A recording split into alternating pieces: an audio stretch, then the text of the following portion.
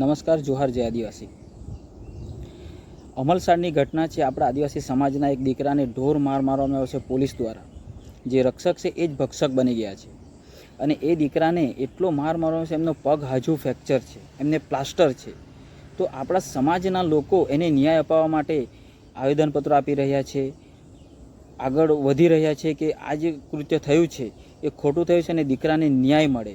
આ તમારા જેવા બીજા લોકો સાથે નહીં થાય એના માટે આપણું સમાજ દળી રહ્યું છે।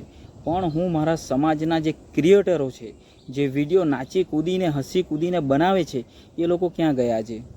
શું તમારાથી એક પણ વિડીયો નહીં બનાવાયો કે આ દીકરાને ઢોર મારવામાં આવ્યો છે અને એની હાલત કેવી કરી નાખી છે? તમારા ફોલોવર્સ વધારે છે, તમને લોકો જોઈ વધારે છે, તો શું તમારી એટલી પણ હિંમત નહીં ચાલી કે ભલે પોલીસવાળાએ આ ખોટું કરેલું છે તો તમારે આ એડવર્ટાઇઝ કરવી જોઈએ? આ દીકરા માટે તમારે 2 શબ્દ બોલવા જોઈએ। હવે ગણપતિ વિસર્જન આવશે, આગમન આવશે, નવરાત્રિ આવશે, કોઈક માર્બલનું પ્રમોશન કરવાનું હશે, કોઈક મંડપનું પ્રમોશન કરવાનું છે, કોઈક ડીજેનું પ્રમોશન કરવાનું છે, કોઈક માછલી મરઘીવાળાનું પ્રમોશન કરવાનું, તો નાચતા કૂદતા જઈ રહેશો, ત્યાં પૈસા મળે છે। પણ આ સમાજના એક દીકરાને આટલા દિવસથી હેરાન કરવામાં આવ્યો છે તો તમે ક્યાં છો? તમારાથી એક વિડીયો નહીં બનાવાયો? આપણા સમાજના લીધે તમે ક્રિએટર મોટા બનીને બેઠા છો અને હવે સમાજના દીકરાની જરૂર છે તો તમે ક્યાં છો? કેમ નથી વિડીયો બનાવ્યો?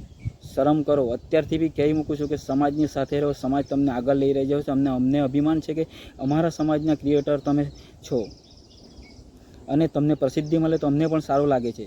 પણ જ્યારે સમાજને આવી જગ્યાએ જરૂર હોય ત્યારે તમે કેમ નથી આવતા? ક્યાં ગયા તમારા બધા બોલ બચ્ચાનો? એટલે અત્યાર પછી સાંભળી લેજો મારા આદિવાસી સમાજના ક્રિએટરો, આવી કોઈ ઘટના બને તો તમારા ફોલોવર્સ વધારે છે, તમારા ફ્રેન્ડ વધારે છે, તો તમારે આ ઘટના પ્રકાશિત કરવી જોઈએ, પણ તમે આવતા નથી। પણ અત્યાર પછી ધ્યાન આપજો।